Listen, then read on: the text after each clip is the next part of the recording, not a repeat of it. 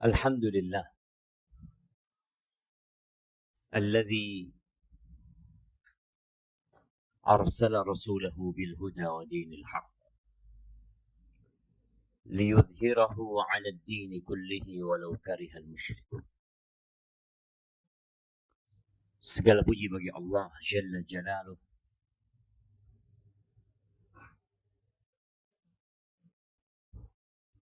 Mungkin tuharrikuhu swing, خليه يتحرك. أيوة setelah. Segala puji bagi Allah Jalla Jalaluh yang telah mengutus Rasulnya dengan petunjuk dan agama yang benar, agar Allah memenangkan agamanya di atas seluruh agama meskipun orang-orang musyrikin membenci hal itu. Allahumma salli wa sallim ala abdika wa rasulika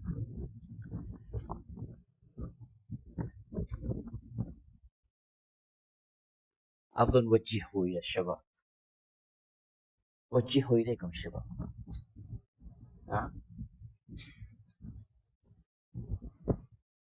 أيوة يكفي.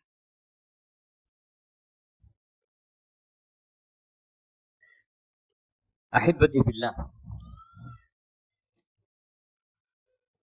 tidak ada masa kecuali yang sesudahnya lebih buruk daripada sekarang.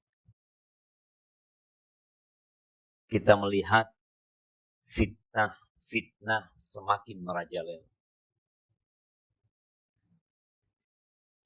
Dan sejak dulu sebenarnya Rasulullah Sallallahu Alaihi Wasallam mengajarkan kepada kita untuk meminta perlindungan kepada Allah. Allahumma inni a'udzubika min adzabil qabr wa min adzabi jahannam wa min fitnatil mahya wal mamat. Dan seorang muslim hendaklah tidak berhenti untuk menyelamatkan diri. Ya, kita lahir Islam dan kita sedang belajar agama Islam. Tapi ketahuilah tidak ada jaminan kita mati Islam. Maka Allah Azza wa Jalla mengatakan, ya ayyuhalladzina amanu taqullaha haqqa tuqatih. Wahai orang-orang yang beriman, bertakwalah kalian kepada Allah dengan sebenar-benarnya takwa. Wala tamutunna illa wa antum muslimun. Dan janganlah kalian mati kecuali dalam kondisi Islam. Berapa jumlah mahasiswa STDI? Nah, berapa? Nah, 2.400 sudah Pak. Coba kita lihat.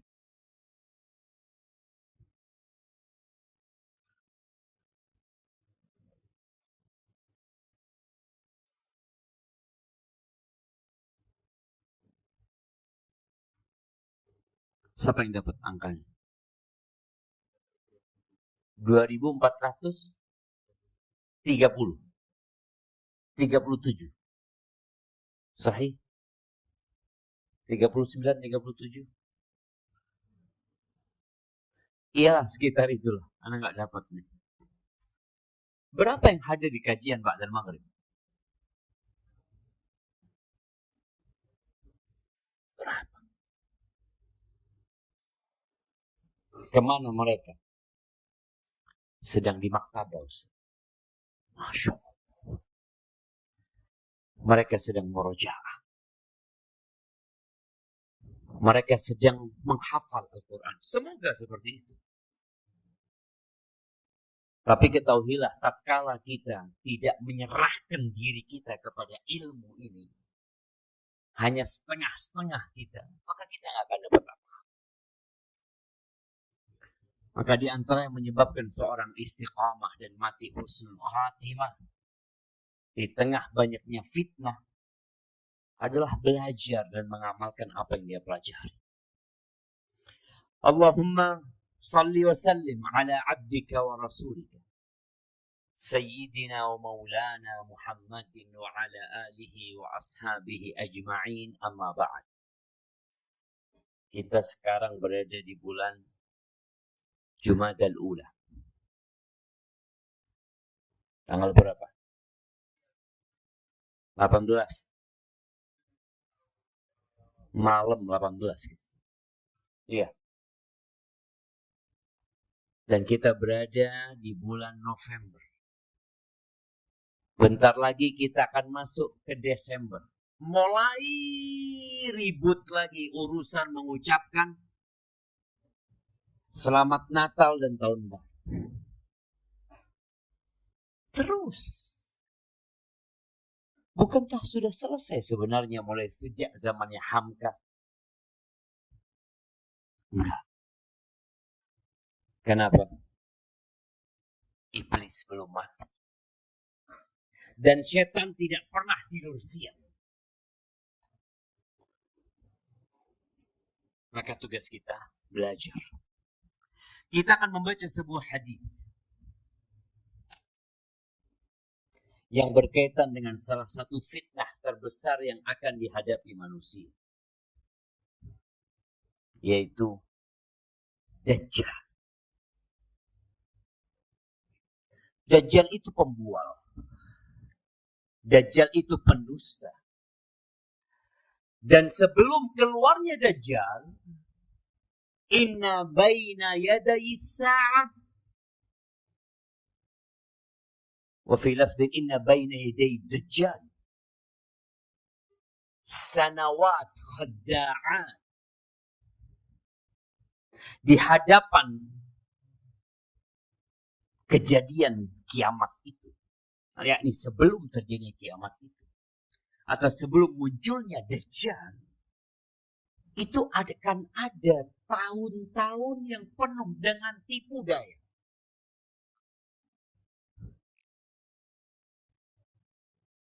Yusaddaqu fiha al-kadhib wa yukadzabu fiha as-sadiq.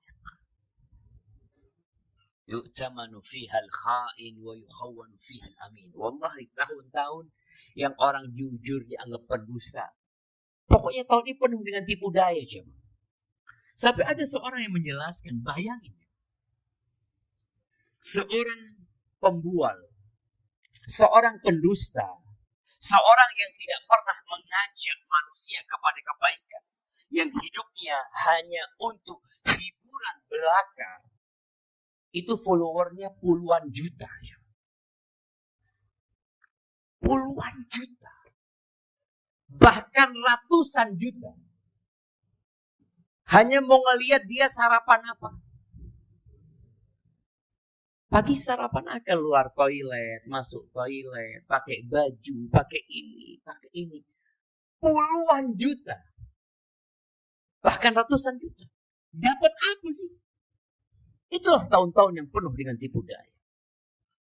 Yang seharusnya tidak dijadikan teladan, bahkan diikuti oleh mereka.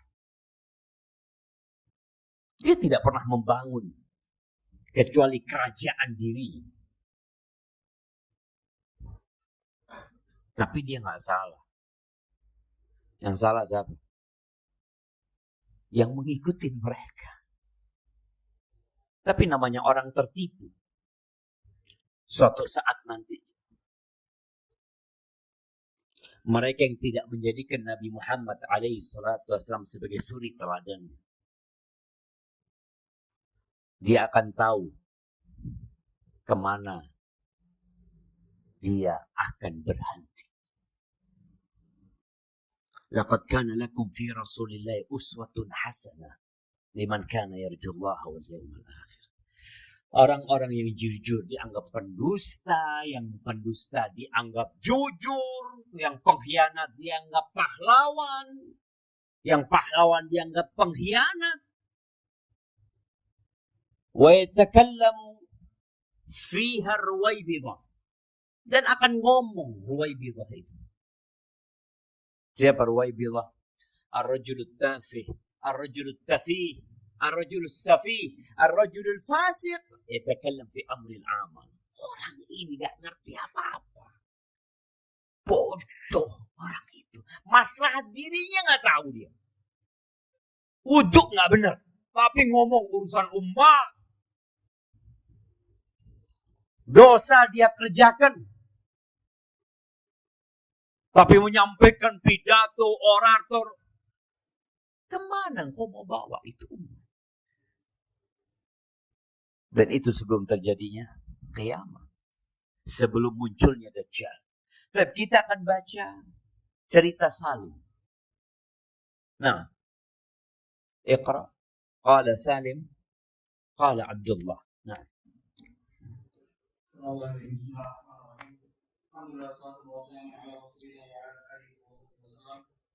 قال المؤلف وهو أمير المؤمنين في الحديث أبو عبد الله محمد بن إسماعيل بن إبراهيم الجعفي البخاري رحمه الله تعالى. قال سالم قال عبد الله قال قام النبي صلى الله عليه وسلم في الناس فأثنى على الله عز وجل بما هو أهله ثم ذكر الدجال وقال إني أنذركموه وما من نبي إلا وقد أنذر قومه لقد أنذر نوح قومه ولكن سأقول لكم فيه قولا لم يقله نبي لقومه تعلمون أنه أعور وأن الله تعالى ليس بأعور. Ya, ini masih cerita Dajjal, cerita Ibn Sayyad. Nanti kita akan lengkapin cerita Ibn Sayyad. Salim Ibn Abdullah Ibn Umar Ibn Khattab meriwayatkan dari ayahnya. Kata dia, Abdullah bin Umar berkata, qaman Nabiyyu sallallahu alaihi wasallam finnas. Nabi berdiri, berpidato di hadapan manusia. Fa'athna 'ala Allah bima huwa ahlu. Kemudian beliau memuji Allah yang memang Allah pantas dipuji. Wallahi jemaah, tidak ada kebaikan yang kita rasakan dan tidak ada kebajikan yang kita kerjakan melainkan itu dengan pertolongan Allah Azza wa Jalla. Tapi kadangkala kita ingin dipuji, ingin disanjung. Apa sih yang kau kerjakan? Pujilah Allah. Jangan berhenti mengatakan Alhamdulillah, Alhamdulillah, Alhamdulillah, Alhamdulillah. Ucapkan Subhanallah wa bihamdihi, Subhanallahil azim. Setelah Nabi memuji Allah Azza wa Jalla dengan sepantasnya, thumma dzakara Dajjal. Kemudian beliau menyebutkan tentang Dajjal. Rasulullah sallallahu alaihi wasallam sayang sama kita. Beliau telah meninggal dunia dan Dajjal sampai hari ini belum keluar. Karena sayangnya beliau sudah memperingatkan para sahabat, generasi terbaik umat ini, agar berhati-hati dengan Dajjal. Gak main-main fitnah. Inni unzirukumu. Aku memberikan peringatan kepada kalian tentang munculnya Dajjal, tentang fitnah yang akan dibawa oleh Dajjal. Lalu beliau mengatakan, wa ma min nabiyyin illa waqad anzara qaumahu. Tidak ada satupun nabi yang Allah utus melainkan telah memperingatkan kaumnya dari Dajjal. Nabi Isa, Nabi Yahya, Nabi Zakaria, terus Nabi Ibrahim, Nabi Hud, Nabi Saleh, Nabi Nuh alaihissalam. Sampai kata Nabi alaihissalam, laqad andara Nuhun qaumahu. Nabi Nuh, Rasul yang pertama diutus, telah memperingatkan umatnya dari bahaya Dajjal.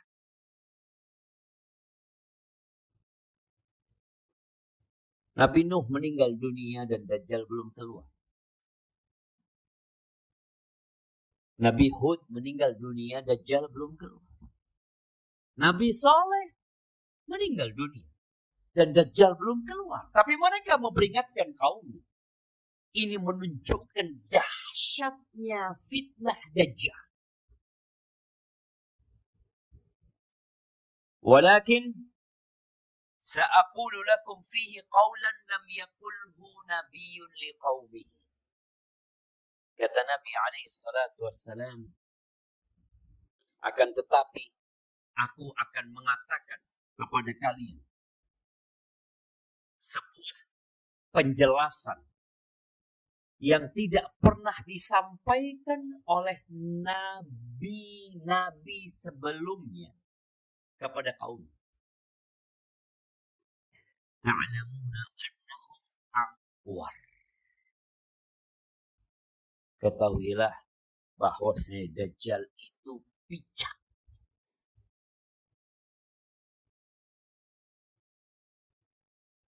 Subhanallah. Dan Allah tidak bijak. Karena Dajjal mengaku Tuhan. Dajjal itu bijak. Dia punya berbagai macam kehebatan, kemampuan. Nanti kita akan baca sedikit tentang kemampuan Dajjal ini. Keanehan-keanehan yang dia bawa. Tapi ternyata dengan segala kegagahan dan kehebatan Dajjal, dia tidak bisa ngobatin matanya sendiri. Kalau engkau hebat, kalau engkau memang Tuhan, obati matamu. Ini penjelasan dari Nabi alaihi salatu wassalam bahwa jangan sampai kita tertipu dengan kehebatan Dajjal, dengan sihirnya Dajjal. Dia nggak bisa ngobatin matanya. Dan Allah Azza wa Jalla tidak bijak. Ahibati fillah. Kalau membaca hadis-hadis Rasul SAW yang berkaitan dengan sifat Dajjal ini, mungkin bisa disimpulkan dari hadis-hadis tersebut bahwa Dajjal itu pendek. Antum kan kebayang, wah tinggi besar. Rajulun qasir. Tapi badannya besar. Kepalanya gede. Kedua matanya cacat. Kedua matanya cacat. Yang kanan itu picak, nggak bisa ngelihat. Seperti buah anggur yang terapung dia keluar dari kelopak mata. Matanya itu keluar, bola matanya itu keluar, muncul. Dan yang kiri itu ada kulit yang dari hidung ini mau menutupi matanya. Kok bisa orang percaya dia ngaku Tuhan? Tapi itulah fitnah. Ya, dia rambutnya panjang, keriting, putih kulit. Di antara kedua betisnya jauh atau di antara kedua pahanya menjauh. Kakinya itu juga cacat. Dan tertulis di antara kedua matanya kafir.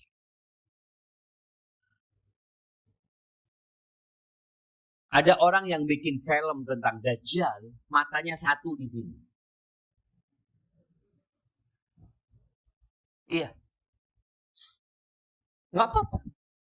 Dia mungkin memang berlandaskan kitab-kitab sebelumnya. Dia pikir matanya satu, enggak. Nabi alaihissalam menjelaskan, matanya dua. Dia picak. Maka di sini kita perlu belajar. Antum tahu, di Arab Saudi, logo keamanan Arab Saudi itu mata. Di mobil polisi, mobil tentaranya, itu mata. Apa kata mereka yang apa ya?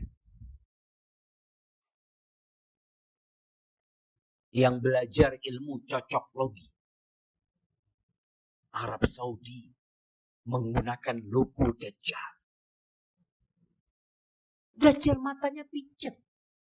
Nggak bagus seperti itu. Yang satunya cacat juga, yang kiri ada kulit yang nutupin matanya. Dianggap itu mata Dajjal. Dajjal matanya dua. Cuma dia pincet. Dan ingat, Dajjal itu tidak dapat masuk ke Mekah dan Madinah. Dan di riwayat Imam Ahmad disebutkan, Dajjal itu tidak mendekati 4 masjid.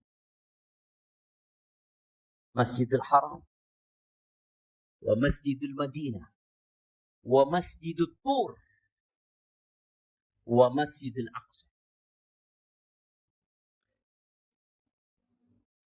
Apa kehebatan Dajjal? Ya, Dajjal itu datang ke tanah atau ke perkampungan yang sudah hancur lebur. Dajjal memerintahkan supaya harta yang tersimpan itu keluar, jemaah. Keluar itu, jemaah, harta itu. Ikut terbang bersama Dajjal. Ngikutin Dajjal. Seperti rajanya lebah. Bagaimana lebah-lebah yang lain ikut. Kayak gitu. Sedangkan manusia ini cinta sama harta. Kita tahu penyebab kekalahan umat Islam ketika perang Uhud apa? Apa penyebabnya? Oh, mereka nggak nurut sama Nabi SAW. Iya. Kenapa mereka nggak nurut? Fulus. Minkum man yuridud dunya wa minkum man yuridul akhirah. Orang kalau sudah cinta sama dunia dan tidak meredam kecintaannya, ambisinya hanya dunia dan lupa akhirat, ikut Dajjal. Ya gimana gak ikut Dajjal? Engkau mau apa? Ditanyain Dajjal, engkau mau apa? Aku mau emas 1 ton. Keluar. Terus mau diapakan tuh emas? Mau dimakan. Oh, Dajjal membawa surga dan neraka. Yang membawa api dan membawa sungai.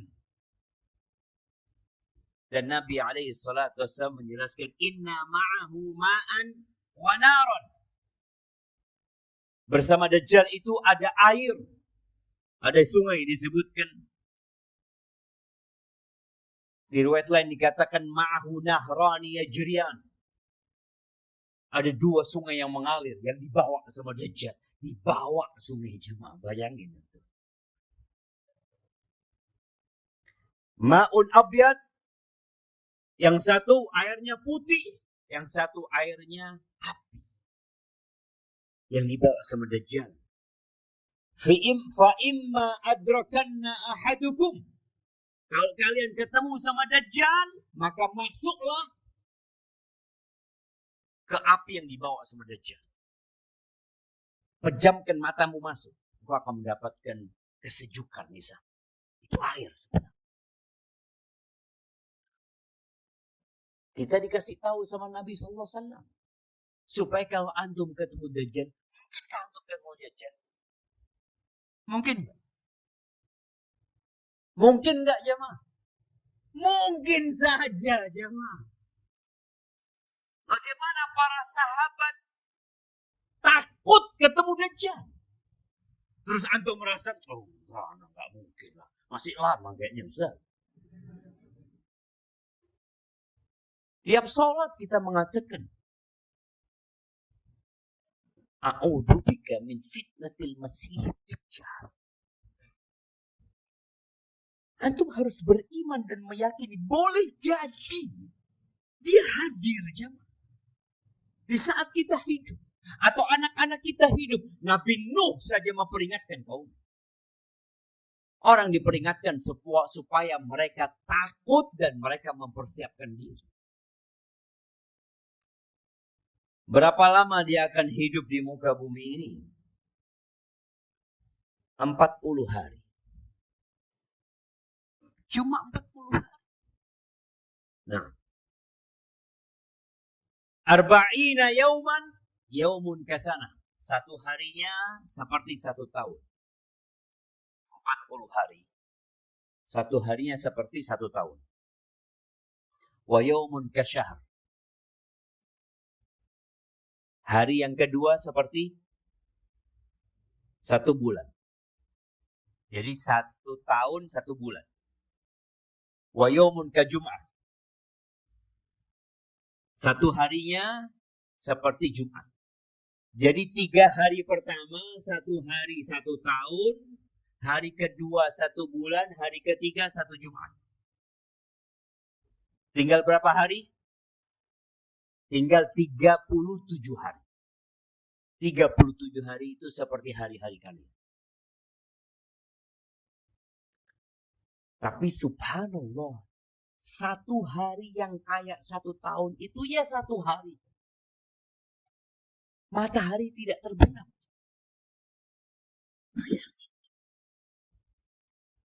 Di sini para sahabat bertanya kepada Nabi SAW, ya Rasulullah, ini menunjukkan mereka khawatir dan takut ketemu masa Dajjal itu.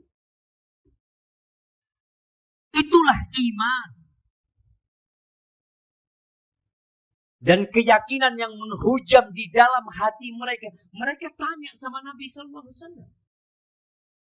Ya Rasulullah, ara'aita al-yawma alladhi kassana atakfina fihi salatu yawmin. Rasulullah, yang 1 hari seperti 1 tahun. Apa kita sholatnya cukup seperti sholat 1 hari? Antum dengar hati seperti 1 tahun? Oh iya. 1 harinya seperti 1 bulan? Ya. Seperti 1 Jumat? Ya. Insyaallah. Jadi nanti kalau ditanya di ujian bisa jawab. Kalau ditanya berapa lama Dajjal tinggal di muka bumi, antum hafal. Ini bukan berkaitan dengan hafal-hafalan. Ini berkaitan dengan keimanan. Maka para sahabat langsung tanya, bagaimana dengan yang 1 harinya 1 tahun? Apa cukup sholat seperti 1 hari? Kata Nabi SAW, la. Enggak. Walakin uqduru lahu. Enggak cukup. Kalian kira-kira. Dan sekarang kita punya jam. Antum bisa lihat. Jam itu berputar. Jam itu jam 12 malam. Tapi tetap terang. Jam itu jam 6 pagi. Seharusnya subuh. Ini udah siang. Maka sholatnya itu pakai jam.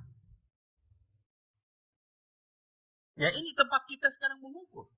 Jadi selama 1 hari itu kita sholat 1 tahun. Gimana coba? Antum sholat maghrib tapi masih siang. Antum sholat isya matahari ada. Antum sholat subuh matahari nggak terbit. Sebenarnya ada matahari. Tapi antum sholat. Kenapa? Jamnya berputar 24 jam. Kembali lagi 24 jam.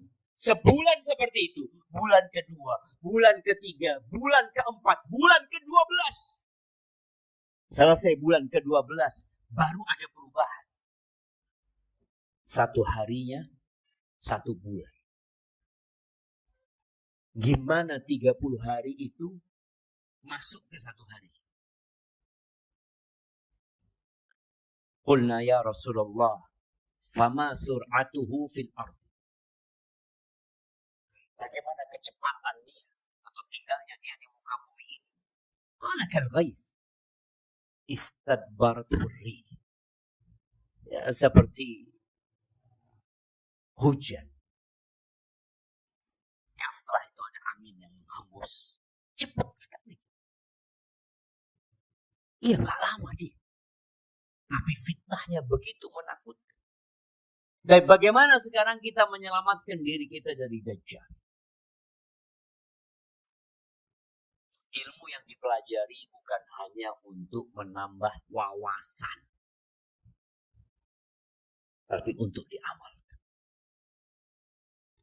Yang pertama, agar kita selamat dari fitnah Dajjal ini, ya pelajari Dajjal itu seperti apa. Sehingga ketika antum ketemu, antum tahu ini Dajjal. Hibati fillah, cerita Ibn Sayyad. Bagaimana para sahabat Nabi itu takut Ibn Sayyad ini Dajjal. Takut. Karena sifat-sifat Dajjal itu kok kayaknya ada sebagian di Ibn Sayyad ini. Hadis Abu Sa'id Al-Khudri radhiyallahu anhu. Ini hadis riwayatkan Imam Muslim. Abu Sa'id Al-Khudri cerita, setelah meninggalnya Rasul SAW, pernah kita berangkat haji, rombongan. Atau kita sedang berangkat umrah. Dan bersama kami Ibn Sayyad. Dia sudah masuk Islam. Rasul SAW mendapati dia masih kecil. Bayangkan bagaimana Nabi SAW mendapatkan berita, cerita tentang Ibn Sayyad ini, sampai beliau ingin memastikan. Ini Abu Sa'id Al-Khudri cerita, Ibn Sayyad sudah masuk Islam, sudah dewasa, sudah menikah, sudah punya anak. Fanazalna manzilan. Dalam perjalanan menuju ke Mekah itu kita singgah di satu tempat. Fatafarraqan nas, orang pada cari tempat bernaung. Udah berpencar orang-orang itu. Wa baqitu ana wa huwa. Aku cuma berduaan sama Ibnu Sayyad. Ini Abu Sa'id Al-Khudri berduaan sama Ibn Sayyad. Fastauhashtu minhu wahsyatan sadida mimma yuqalu alaih. Aku merasa ngeri sekali bisa berduaan sama dia. Karena dia dengar cerita-cerita tentang Ibn Sayyad. Waja'a bimata'ihi fadha'ahu ma'a mata'i. Ibn Sayyad ini bawa barang-barangnya, ditaruh bersama barang-barangku.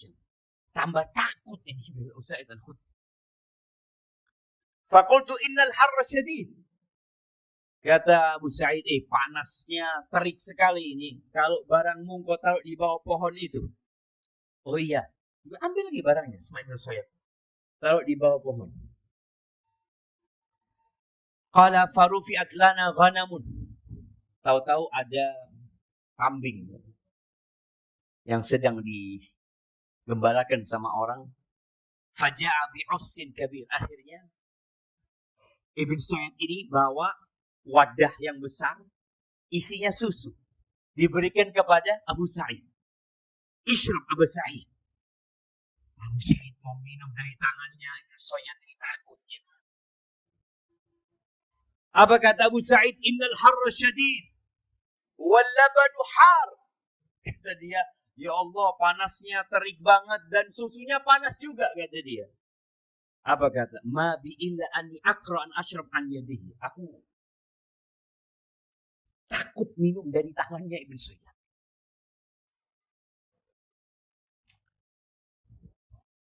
Karena dilihat Abu Sa'id wajahnya berubah melihat Ibn Sayyid nggak mau dikasih susu, ya, menolak untuk dekat sama Ibn Sayyid. Apa kata Ibn Sayyid? Ya Abu Sa'id, laqad hamamtu an akhudha hablan fa'u'alliqahu bi syajaratin thumma akhtanib mimma yaqulu linnas. Abu Sa'id, aku itu kepingin ambil tali, lalu aku gantung di pohon, lalu aku menggantung diriku, bunuh diri gara-gara orang ngomongin tentang aku. Abu Sa'id, Ibn Sayyid nyatakan seperti itu. Ya Abu Sa'id, ngobrol berduaan ya sama Abu Sa'id. Man khafiya alaihi hadithu Rasulullah SAW ma khafiya alaikum ma'asyar ansar. Gimana sih Abu Sa'id? Hadis Nabi SAW. Apa tersembunyi kepada kalian buat ma'asyiral ansar ini. Alasta min a'lamin nas bi hadithi Rasulullah SAW. Bukankah engkau orang yang paling ngerti tentang hadis Rasul SAW? Bukankah Nabi berkata bahwa si Dajjal itu kafir dan aku Muslim? Iya juga kan jemaah. Bukankah Rasulullah SAW mengatakan Dajjal itu la yadkhulul Madinah wala Makkah? Dan aku ini berangkat dari Madinah menuju ke Makkah. Kata dia. Benar juga kata Abu Sa'id. Sampai aku berpikir, kayaknya benar. Thumma qala. Kemudian terakhir, Ibn Sa'id ini mengatakan, Ama wallahi, inni la'arifuhu, wa'arifu maulidahu, wa'ainahu al-an. Demi Allah, aku tahu di mana Dajjal itu. Dan aku tahu tempat kelahiran dia. Dan di mana dia sekarang. Abu Sa'id yang awalnya mau menerima Ibn Sayyad ini, gara-gara omongan ini, tabban laka sa'irul yaum. Celaka kau sepanjang hari sana sudah. Bayangin coba. Sampai sahabat itu takut. Karena mereka melihat sifat-sifat yang disebutkan oleh Nabi SAW ada di sini. Kemudian di riwayat lain, Ibn Sa'id ini mengatakan, "Amma wallahi inni la'alamu al-ain haitsu huwa." Aku tahu di mana dia sekarang. Dan aku tahu bapak dan ibunya. Lalu dikatakan kepada Ibn Sa'id ini, "Ayasuruka annaka dzakar rajul?" Engkau mau enggak jadi orang itu? Jadi Dajjal. Apa kata Ibn Sa'id? "Lau urida 'alayya ma karihtu." Kalau ditawarkan kepada aku, ya enggak nolak aku. Ini Abu Sa'id ketakutan berduaan sama dia. Makanya para ulama berbeda pendapat tentang Ibn Sayyad. Apakah dia benar-benar Dajjal atau bukan?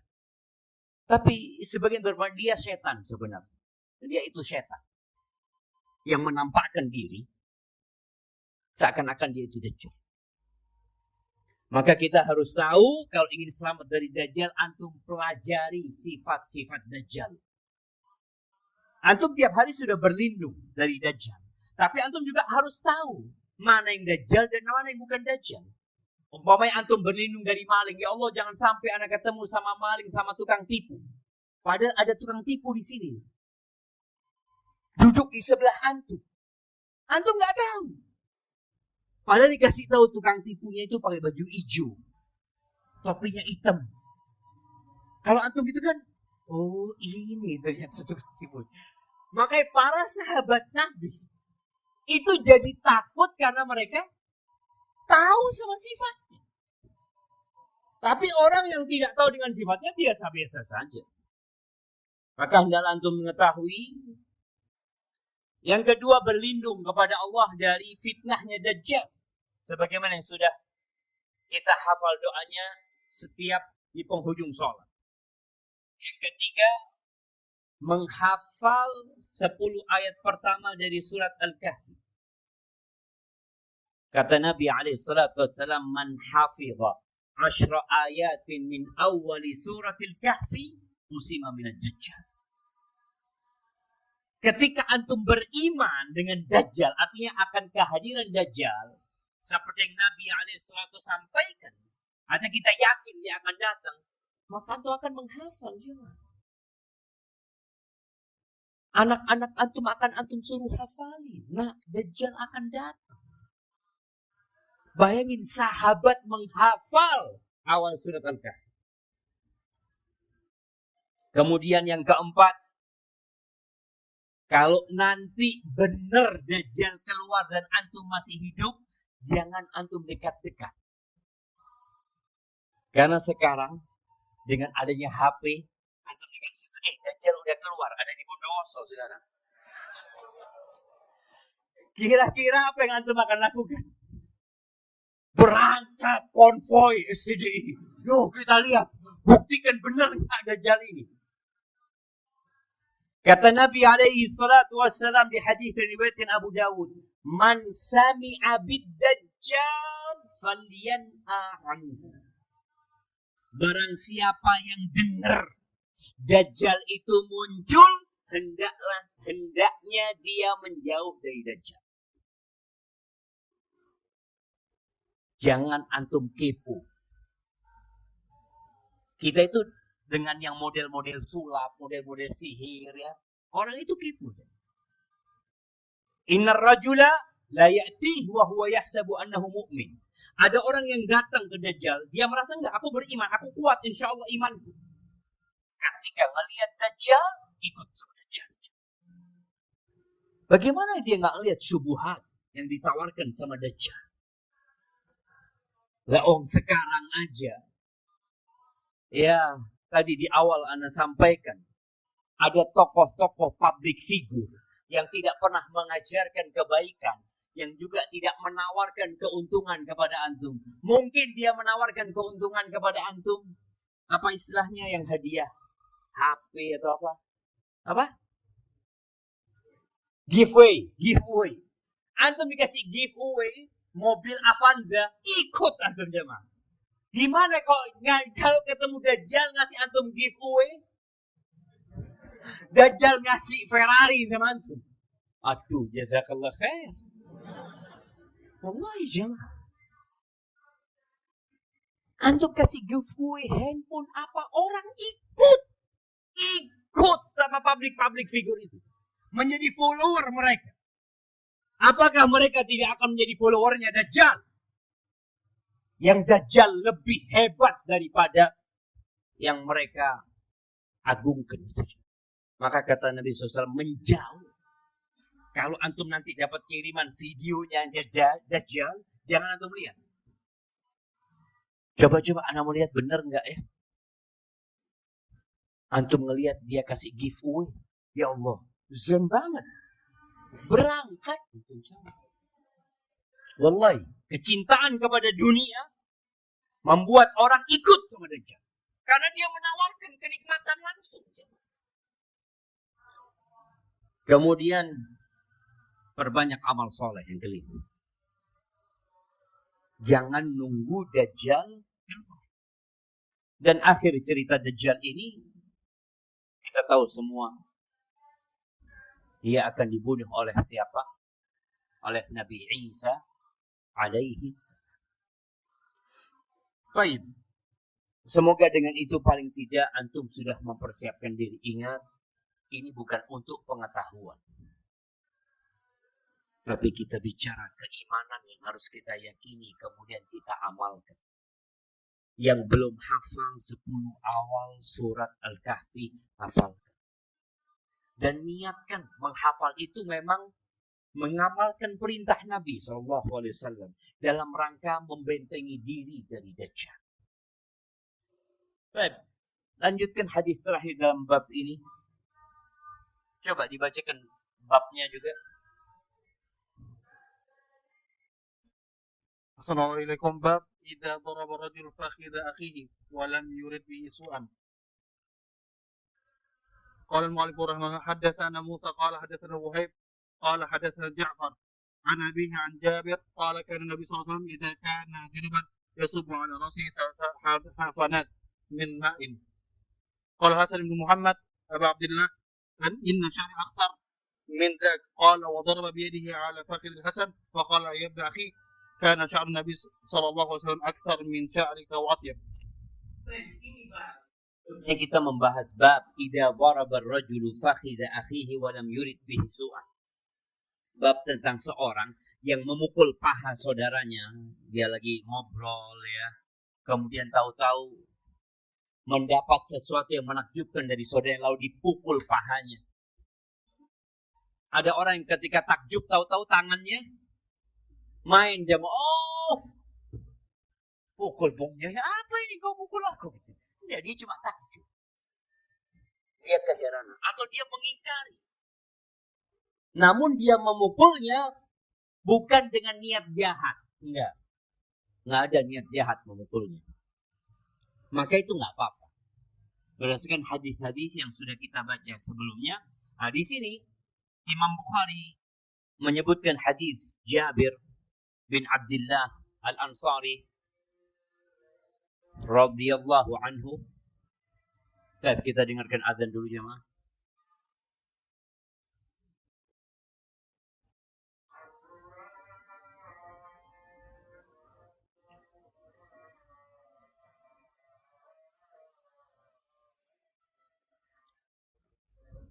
Allahu Akbar.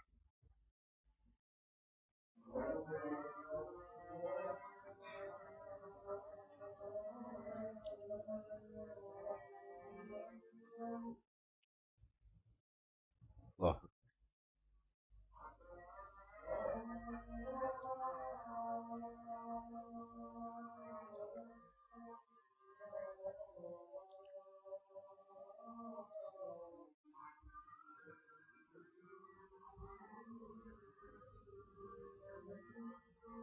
Allahu Akbar.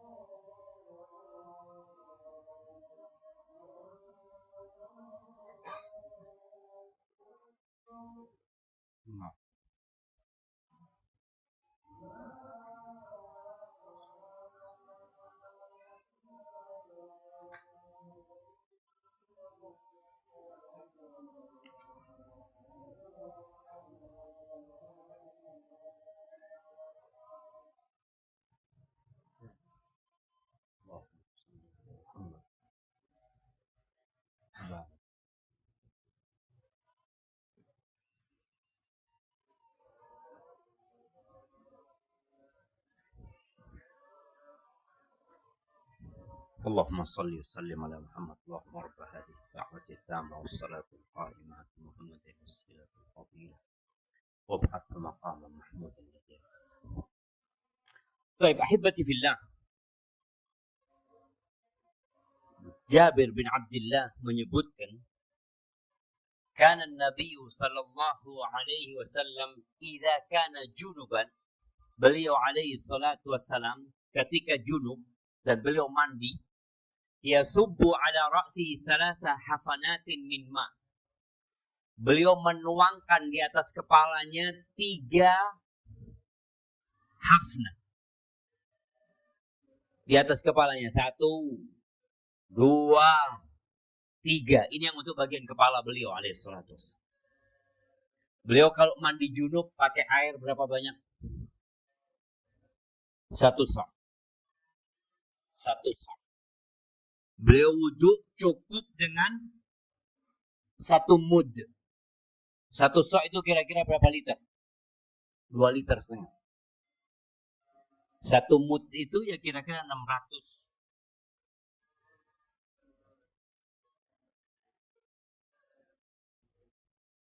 Ya 650-an kira-kira. 650 mili.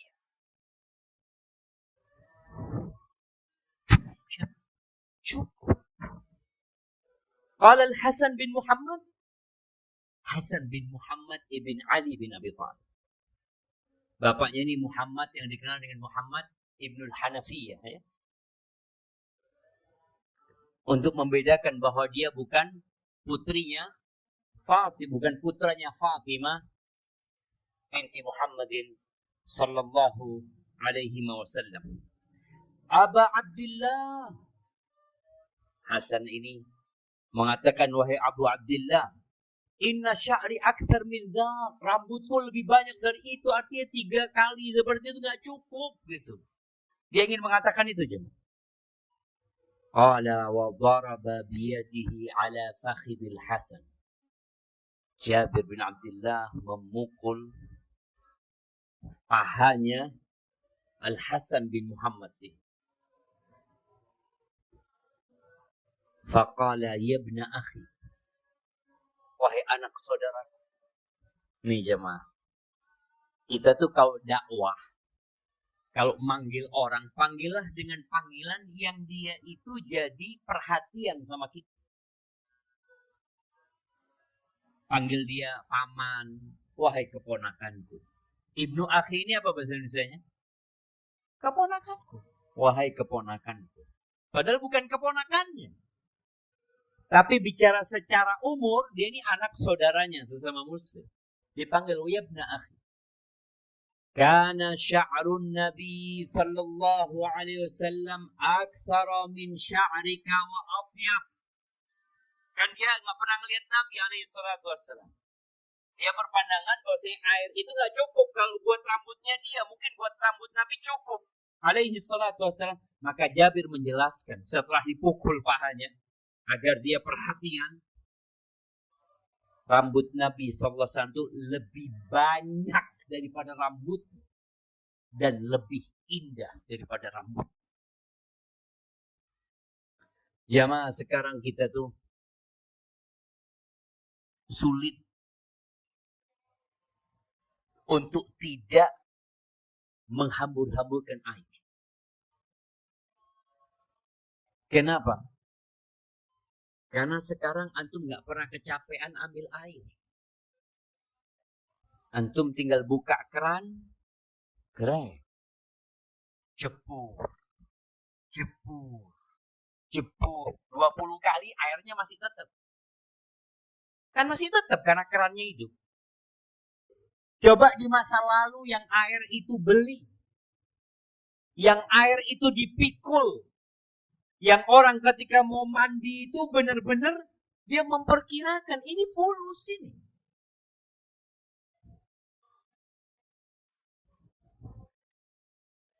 Jemaah haji Indonesia ketika tinggal di apartemen di Arab itu, pemilik apartemen itu mengeluh. Dia ngomong, apa ini jemaah haji Indonesia? Misal samak, kata dia. Kayak ikan.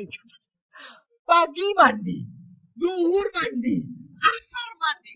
Sedangkan itu mereka beli air pakai tangki jemaah. Habis lagi gitu. Karena di sini air mereka nggak beli. Tapi kita tetap harus belajar untuk tidak menghambur-hamburkan air. Coba antum kalau mau mandi, siapkan airnya kira-kira berapa gayung? 4 gayung sudah cukup kan? Iya Ustaz, kalau nggak pakai sampo. Ya nggak usah pakai sampo. Memang kalau pakai sampo, airnya harus banyak jemaah. Beli sampo yang nggak banyak busanya. Ada sampo-sampo yang murah itu. Kalau pakai sekali disiram langsung habis busanya. Tapi intinya, jangan menghambur-hamburkan air. Ikutin Nabi SAW. Gimana kalau antum mandi dengan satu sok besok pagi karena mengikuti Nabi SAW. Antum praktek. Ini mandi junub loh jemaah. Kalau bicara mandi junub itu airnya harus mengenai semua tubuh. Antum nggak mandi junub nggak apa-apa lah. Mungkin separuh yang basah, separuhnya nggak basah. Nggak apa-apa. Tapi coba antum praktek. Dalam rangka mengikuti sunnah Rasul SAW. Sekali lagi ilmu yang kita pelajari bukan untuk menambah informasi saja. Tapi untuk diamalkan dalam kehidupan ini. Assalamualaikum Ustaz, izin bertanya. Apa ciri-ciri Dajjal bisa kita lihat dengan mata kita tanpa adanya keimanan? Atau kita bisa melihat ciri-cirinya hanya dengan keimanan mata? Adakah dalil menyebutkan? Naam, orang beriman yang bisa membaca kafir itu. Tapi yang bisa baca itu bukan hanya yang bisa baca. Nabi alaihissalam menyebutkan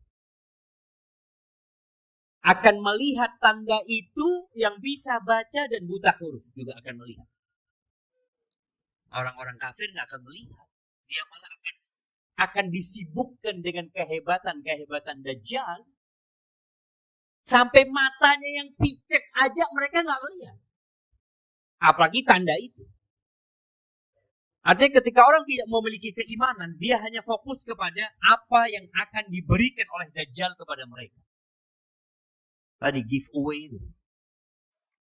Sehingga orang lupa dengan mukanya Dajjal yang cacat.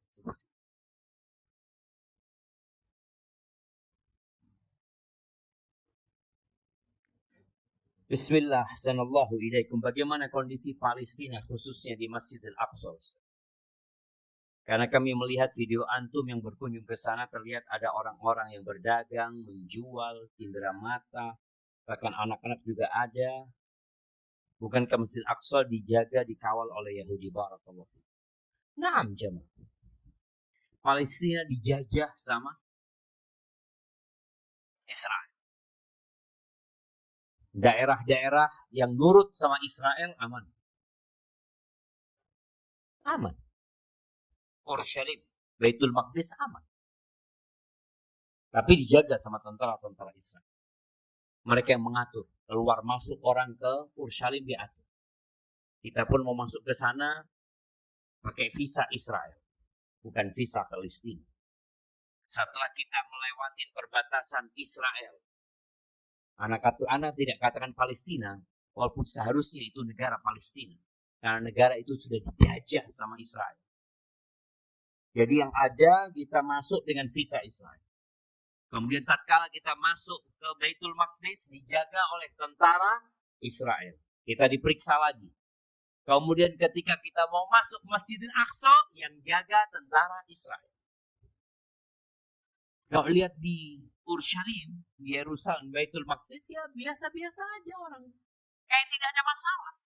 Padahal saudara-saudara mereka di Gaza dibantai di sana. Dan ini yang terjadi dengan umat Islam. Umat Islam sibuk dengan kesibukan, ya dengan masalahnya masing-masing. Tidak lagi seperti yang disebutkan Nabi SAW. Mathalul mu'minina fi tawaddihim wa ta'atufihim wa tarahumihim kamathalil jasadil wahid idza ishtaka minhu udwun tada'a lahu sa'irul jasadi bis-sahri wal humma. Permisalan orang-orang yang beriman dalam cinta dan kasih sayang mereka.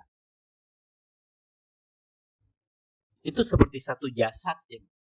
Kalau ada yang sakit, semuanya ikut nggak bisa tidur. Ikut merasakan demam.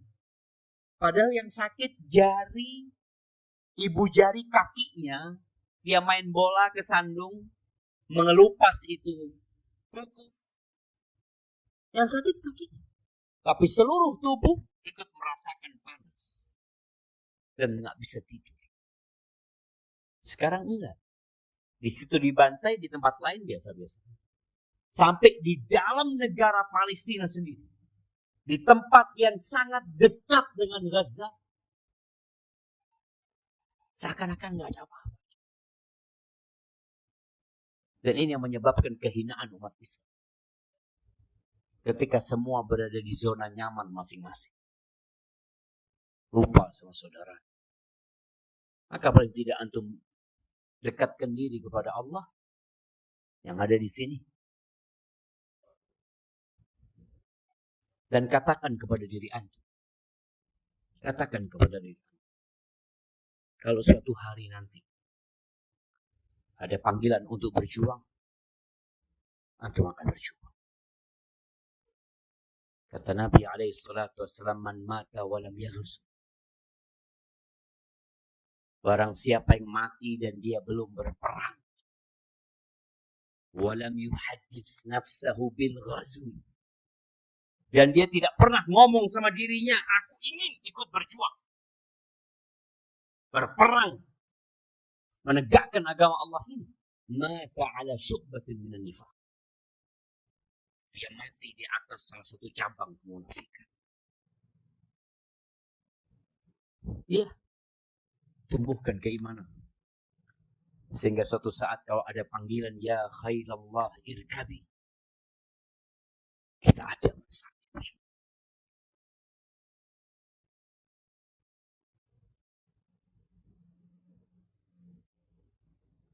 Apakah kita boleh menggambar diagram atau sketsa wajah Dajjal?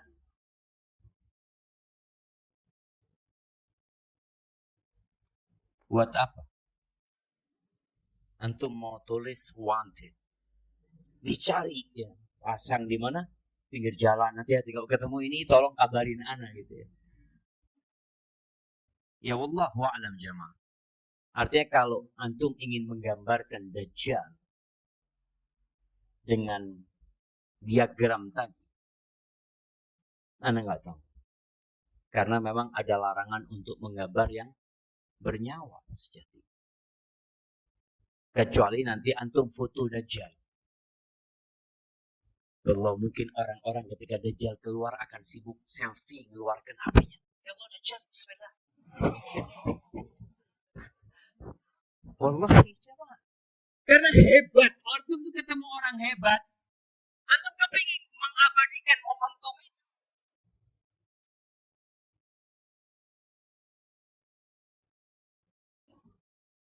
Lalu jika celana Anda jatuh di kamar mandi tak sengaja, lalu saya tidak menjumpai bau najis, apakah saya boleh memakainya? Ingat, najis itu ada najis hukmi. Iya. Najis aini yang kelihatan dan najis yang hukumnya najis. Walaupun memang tempat itu biasanya orang-orang kencing sembarangan umpamanya. Ya sudah.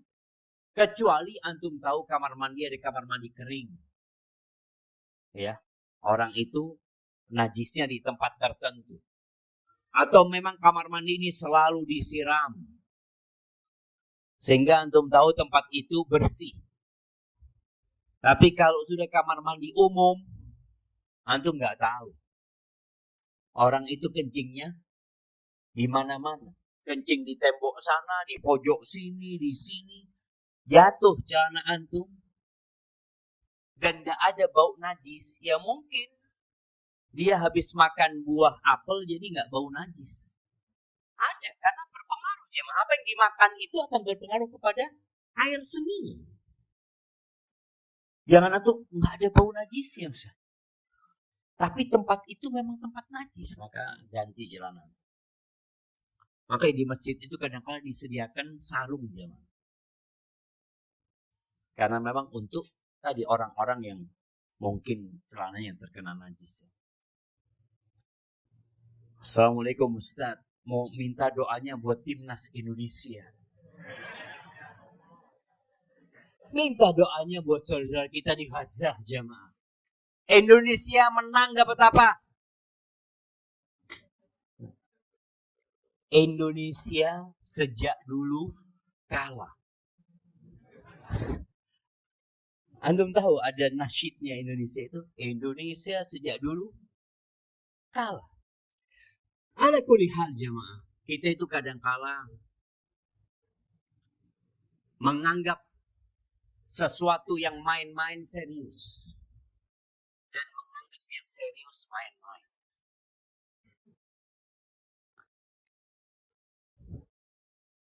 Yang sehat itu yang main bola apa yang nonton bola? Yang main. Orang yang nonton bola nggak sehat. Jangan selesai nonton bola. Alhamdulillah, Ustaz. Allah, kecapean lah. Kecapean, Masya Allah. Ya, Ustaz. 2 set. 45 kali 2. Duduk kan tuh. Maka kalau Anda suruh doakan mereka, kayaknya enggak lah jemaah. Anda doakan saudara-saudara kita di Gaza. Tapi Anda doakan. Semoga timnas Indonesia mendirikan sholat. Bertakwa kepada Allah Azza wa Jalla. Dan setelah itu kalau mereka bertakwa, semoga Allah kasih kemenangan.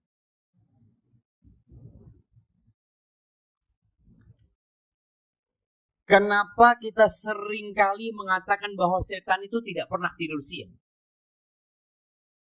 Ya memang Nabi yang menyebutkan sallallahu alaihi wasallam jemaah. Apakah dapat kita simpulkan bahwa setan itu tidak pernah tidur baik itu siang maupun malam, Ustaz? Nabi alaihi salatu wasallam mengatakan, "Qilu fa inna syaitana la yaqim." Kalian tidur sianglah karena setan itu nggak pernah tidur siang. Apakah setan nggak tidur malam? Boleh jadi dia tidur malam. Kalau antum lagi tidur mau godain apa setan? Maka sebelum antum tidur digodain dulu sama setan. Setan pasang tuh buhul-buhul di tengkuk antum. 3 buhul dia pasang. Alaika laylun tawil. Alaika laylun tawil. Alaika laylun tawil. Malam yang panjang buat engkau. Malam yang panjang. Itu dilakukan setan sebelum tidur. Mungkin setelah itu dia tidur. Nggak tahu. Tapi hadis ya. Nabi alaihissalatu mengatakan setan nggak tidur siang. Artinya dia kerja terus. Tapi ketika orang tidur, ya boleh jadi dia menggodai antum ketika antum tidur juga. Dia datang dalam mimpi antum. Maka ketika bangun tidur, kalau antum membaca doa, maka inhalat uqdah, kata Nabi SAW. Buhul tali satu terlepas. Kalau dia ambil wudu, inhalat uqdah, maka buhul yang kedua terlepas. Kalau dia sholat, maka buhul yang ketiga terlepas. Fa'asbaha nasyitan tayyiban nafas. Maka orang ini pagi harinya bangun dalam kondisi Masya Allah ya, semangat, seger, dan jiwanya baik. Tapi kalau enggak, ya tetap dia bangun buhul tali setan itu tetap ada sama dia.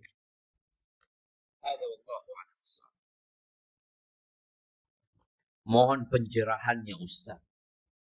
Apa tanggapan antum terkait istri anak yang masih suka nonton film drakor, film-film lainnya, tak terlepas itu baik, genre, roman, atau bahkan film psikopat?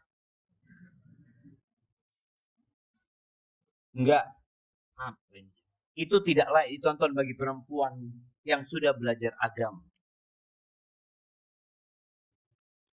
Antum lihat di belakang sini sama, please dijawab. Kayaknya istrinya lagi ada di belakang. Iya.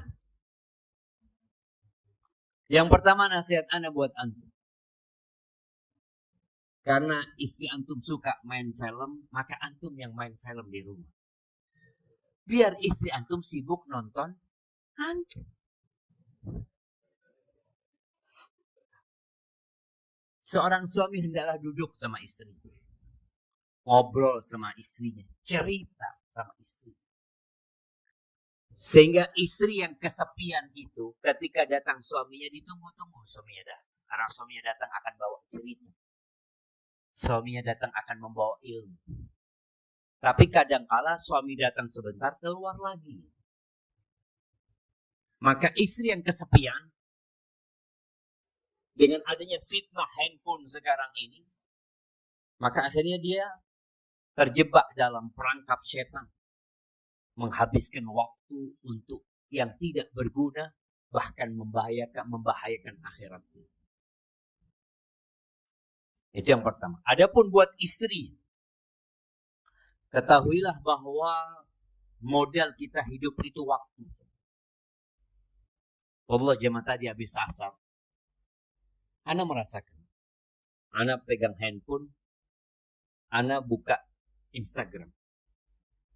Ana buka video pertama.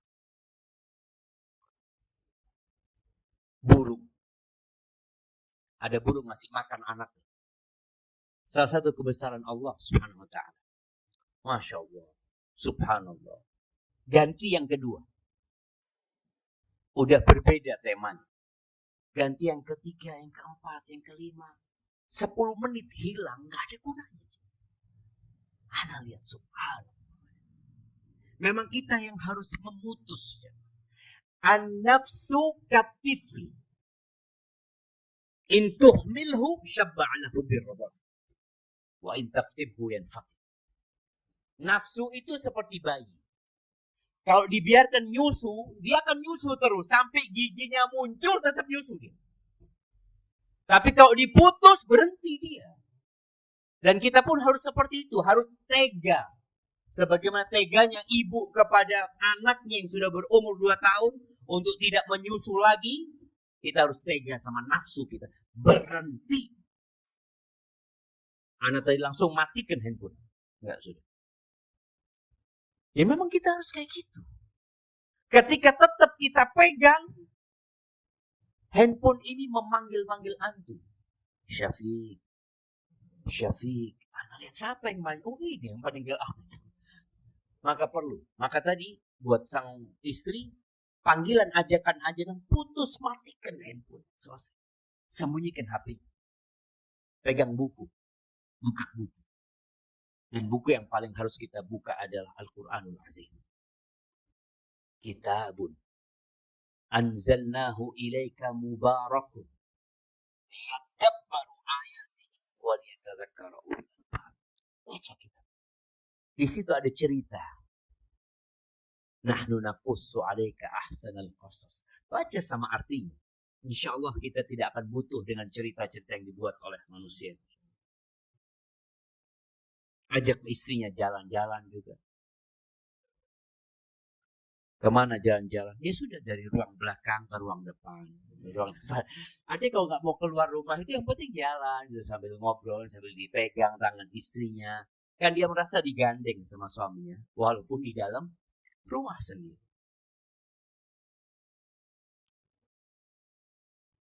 Bagaimana hukumnya bila ketika lamaran kemudian pihak mertua mensyaratkan agar anaknya tidak boleh dipoligami? Apakah ini masuk dalam kategori berhukum dengan hukum selain hukum Allah? Ya, walaupun nggak ada niat poligami, tapi mana tahu kalau ada rezeki nanti Allah izinkan poligami dengan ketentuan-ketentuan dalam syariat Islam.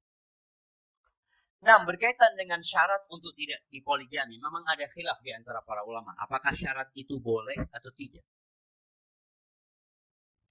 Dan Anda lihat, syarat itu boleh. Dan antum bebas mau menerima atau tidak. Ketika tidak, antum enggak, kalau nggak boleh poligami, Anda nggak mau. Ya sudah, cari perempuan lain.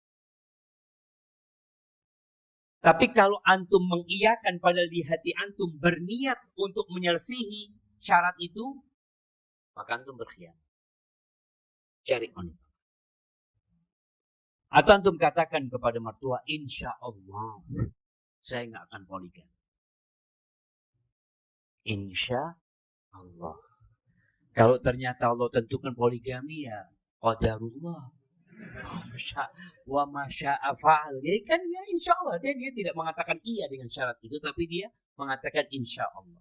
Karena orang yang bersumpah mengatakan insya Allah, dia nggak harus memenuhi sumpahnya. Tapi sekali lagi tadi antum sampaikan dengan jelas kepada mertua, insya Allah lah, anak nggak poligami, insya Allah, doakan.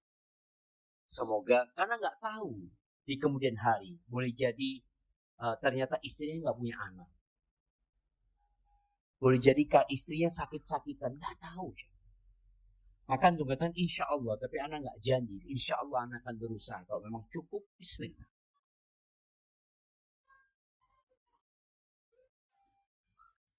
Beberapa tahun lalu ada wanita yang silaturahmi ke rumah anak. Karena dia saudara jauh anak. Kami selisih 5 tahun, yang lebih muda dari anak.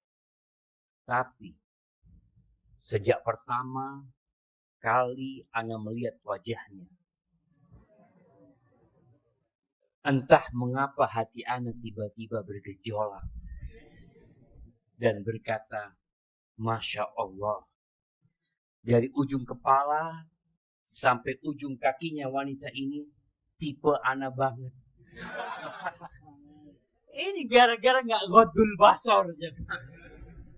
Allah mengatakan wa qul lil mu'minin yaghuddu min absarihim. Katakan kepada orang-orang beriman agar mereka menundukkan, menahan pandangan mata mereka. Karena pandangan mata itu anak panah iblis yang beracun. Antum sudah kena nih. Maka bergejolak semuanya. Dari ujung rambut sampai ujung kaki. Berarti antum ngelihat dari atas sampai bawah ya. Masya Allah. Lihat lagi. Pokoknya wajahnya, alisnya, kulitnya, badannya, semua sesuai sama kriteria wanita idaman ana, Ustaz. Tapi ana tidak menunjukkan diri bahwa ana suka sama dia. Karena memang wajah ana biasa-biasa saja. Dan ilmu ana masih sedikit. Dan yang jadi apa yang jamaah? Yang jadi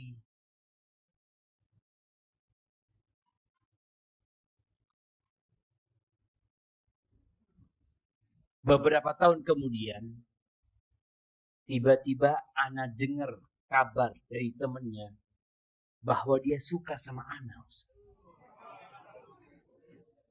Dan ini sangat di luar dugaan ana. Pertanyaan ana, apakah ini adalah sebuah pertanda bahwa dia jodoh ana, Ustaz?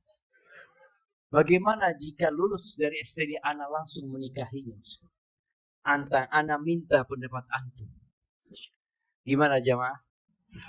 Lanjut.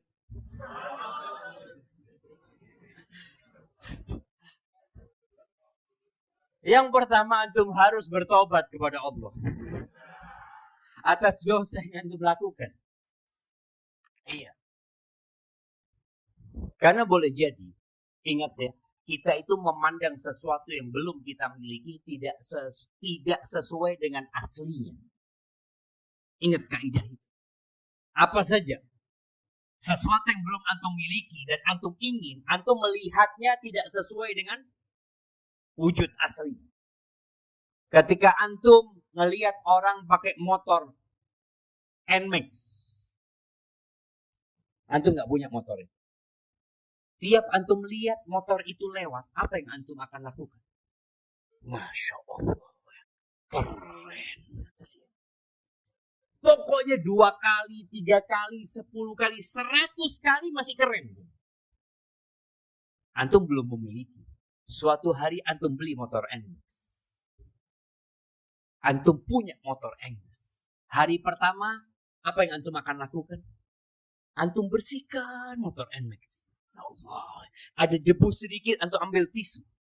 Masya Allah, nggak boleh kena debu. Setelah sebulan, lumpur kenapa? Biasa aja. Biasa. Begitu pula dengan wanita. Maka jangan tertipu dengan fisik.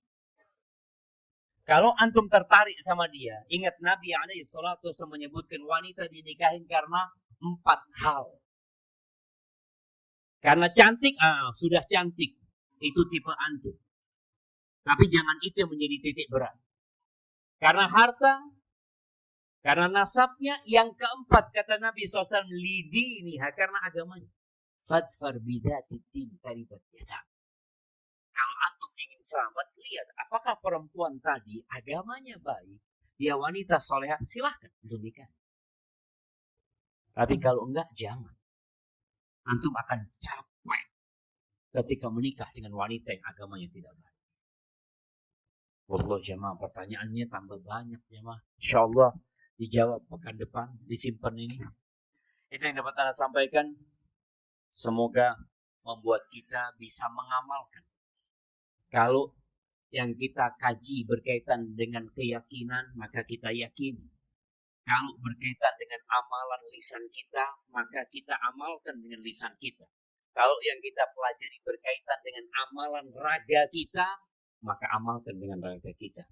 Subhanakallahumma bihamdika, asyhadu an la ilaha illa anta, astaghfiruka wa atubu ilaik. Wassalamualaikum warahmatullahi wabarakatuh.